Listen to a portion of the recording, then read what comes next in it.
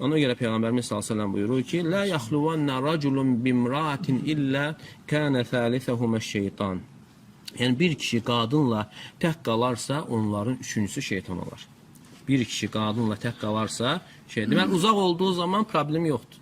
Uzaq olanda, yəni o problemlər hasil olmur. Amma tək qalandan sonra görün nə qədər çətinləşir insanın gözünü qoruması, gülümsəməsi və həmçinin qəlbini qoruması artıq çətinləşir. Yəni üçüncüsü şeytandırsa, insan artıq yəni həlakət çox yaxın olur.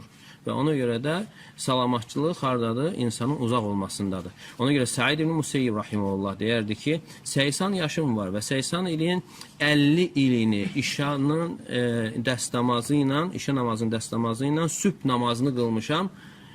50 il, yəni adam yatmıyor. Amma deyir, yenə mən qadın fitnəsinə əmin deyiləm.